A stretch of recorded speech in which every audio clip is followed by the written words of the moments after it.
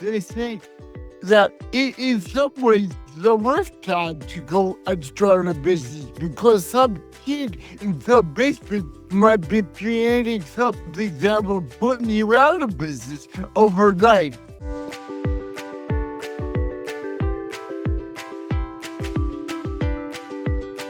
Welcome to another Gold Mines and Landmines. Today, we're talking about the entrepreneurial bubble. Huh? Well, tell us what it is. You texted that to me, and people might be curious. Well, when I was for my own about 20 years ago, I realized that I was missing a lot of interaction with colleagues from inside my companies. Or not only chit chat, but also, have you tried this program? Have you tried this? And I really missed it. And luckily, I have friends like you, and they have internet to watch videos and have quote unquote mentors from around the world giving me advice. But we have to define it first. So a bubble is when something gets so big and it might burst. The real estate bubble or the AI bubble. Yeah, I bet it more entrepreneurial bubble like the boy in the bubble. I mean, you are isolated. You don't have any outside influences. That's what I meant by entrepreneurial bubble. Right. That's a good point. And we're in this moment of time where we have ChatGPT and other AI tools, which means we have access to all the world's knowledge. Or something recently, I know they were saying one of them had the knowledge of 50,000 Nobel Prize winners. Whoa, that's nice to have in my back pocket. Or we might put together a little group, a little mastermind group, share ideas, or have a friend like you and me. We could go on Zoom and chat.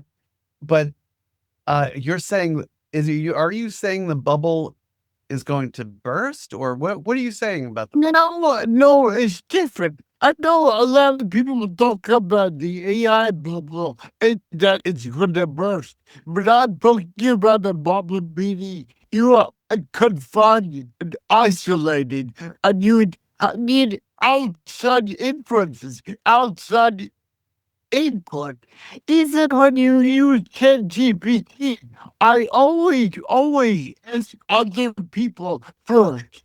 And Yeah. then I narrow it down and ask ChatGPT about what my friends and my colleagues have suggested. And I do that, and then I go an exercise, and then I look at it from a human source. Human? ChatGPT? Human. And so, and also, if you're defining this as we live in this bubble, and we totally do, and I think even more in some ways now that we can speak to people virtually, which just means that we might never leave the house since people can work from home and just talk to anyone around the world. I talked to somebody last week in Taiwan, in Singapore, I think in South America and Texas, which is not a Yeah, it's great. It's great. It's great because we have the internet. But when you are actually remember and you have your head down and and you love business, you get really focused.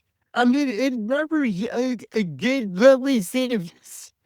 It happens with market research too.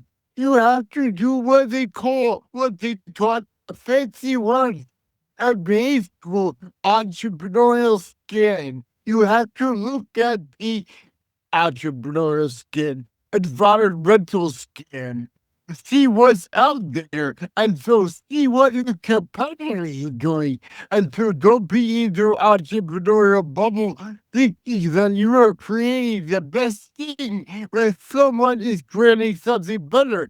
And it's especially true now with AI. They say that it is some ways the worst time to go and start a business because some kid in the basement might be creating something that will put you out of business overnight. Yeah, I think a perfect example when 2022, AI or ChatGPT came on the scene, and we realized we could do all these things. I was thinking, oh, I wonder if there's a video editing tool or one that can create videos with a prompt. And sure enough, there were a bunch of them. And I went to one, I said, this is amazing. I'm a former TV producer. I can't believe what I could create so quickly. Take my money, take my money. And then 1 to 2 months later, there was another company that could do it better. Okay, you can't have any more of my money. I'm done with you forever. And now I work with them. But my point is that it's not like it was a 2-year window, a 5-year window of me using their tool. It was a 2-month window of this thing that they worked so hard on. I'm trying to remember if what the I think it was it was a play on the word vid.io. I don't know if it was .io, vid.io, I think it was. And I've since switched to, just to be specific for the audience, to Descript. And now there are other ones that are out there, but and they do amazing things. Yeah, of course, you have to put a stake in the ground and say, I'm going to use this program. But I always go to ChatGPT and say, I'm going to use the program. Please tell me who the other 3 or 5 competitors are and why. And it's amazing. They tell you, well, if you're a solo entrepreneur, use or use that, or try that. And so I always go to my trusted mastermind group, of whom I consider you part of it, and say, have you used this? Have you used that? Why? What are the pitfalls? What are the landmines? What are the gold mines I should look for?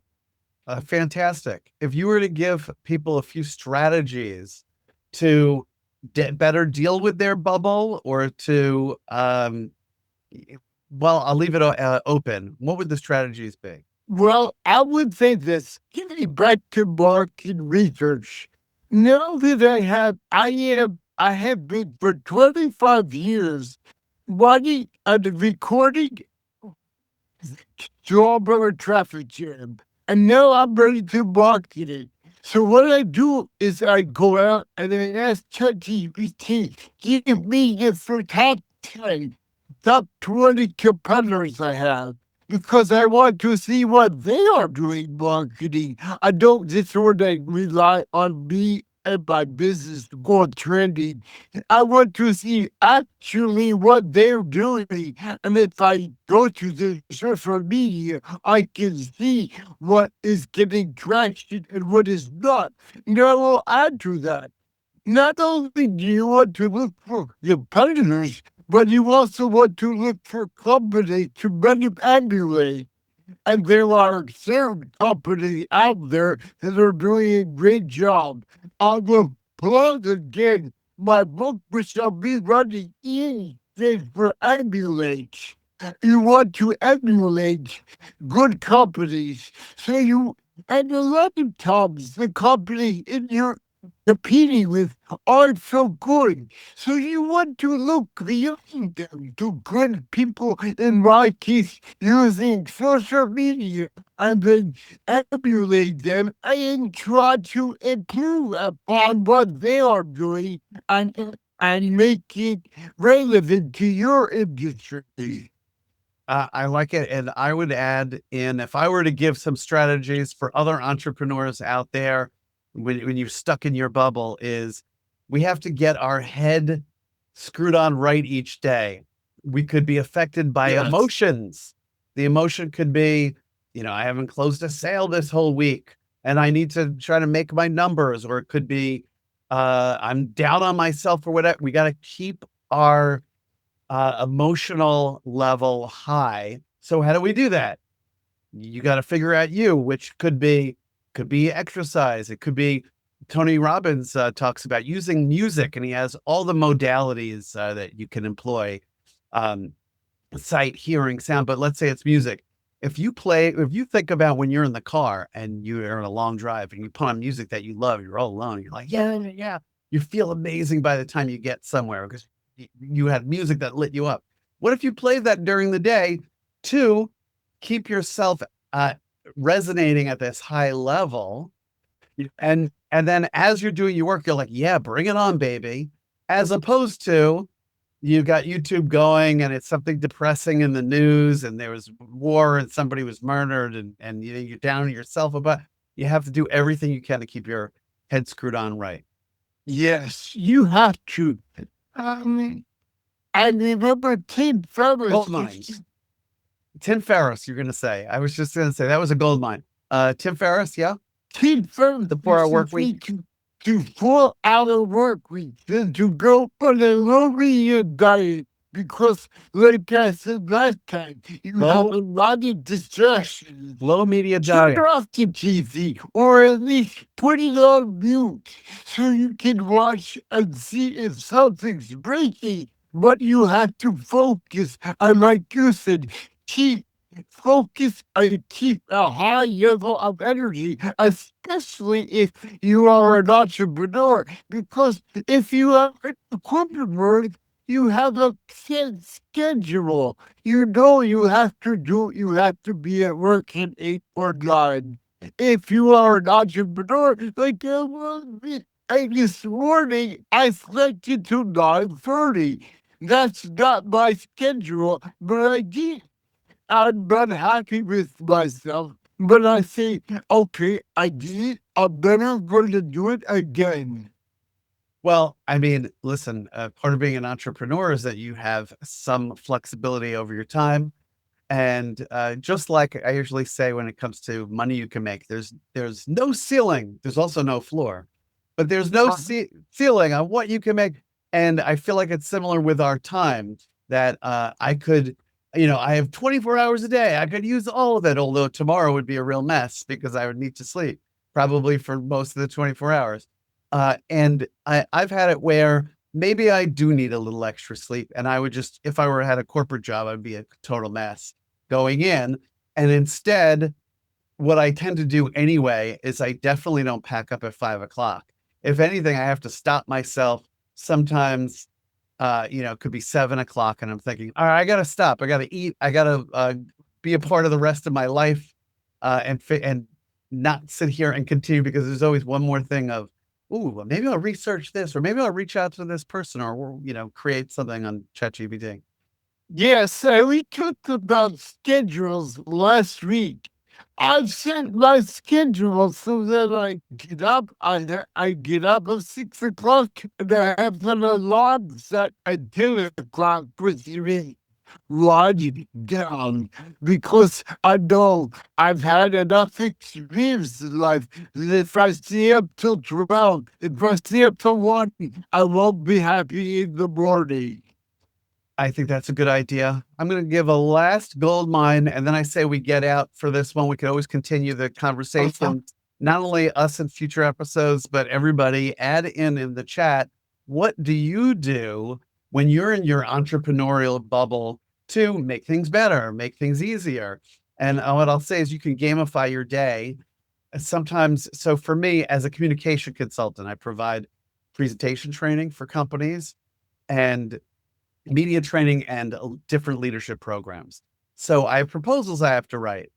And sometimes I'll email people or call people. If I email somebody to follow up, I get 1 point. So I'll write down on a little sheet of paper, okay, 1 point. If I call somebody or do a Zoom call, I might give myself 2 to 3 points, depending on how important it is. But if I sit and I write a proposal where I knew I had to take time to do it, I get 5 points. And I need to hit at least 25 points a day for me to know at the end of the day to quell those bad feelings of what even today, the day. Well, I don't even know. I mean, I was working on this thing. Did I do enough? I don't know if it was enough. But if I look down and I say, no, I hit 25 by noon because I did a proposal. I did this other thing. I had another important meeting. Okay. All right. This is pretty good. I know that I did the right thing. If I sent a mass email to 1,000 people, which I do a few times a week, sometimes it's more than 1,000, I already hit my points. I should still continue on. And I still actually, I'll say, oh, I'll circle it. I got, I got 1,000 points for that, but I want to still see if I can hit the 25 elsewhere, or I might give myself I might max out at 5 points because I know that was hitting a larger number. In this way, you give us those targets, measurable targets, because as they say, you can't manage what you don't measure. You can. All right. I think we did it, Paul. Everybody, please comment. We hope that these are helpful. And check back our first few episodes if you want to learn a little bit more about who we are. All right. Until next time. See you.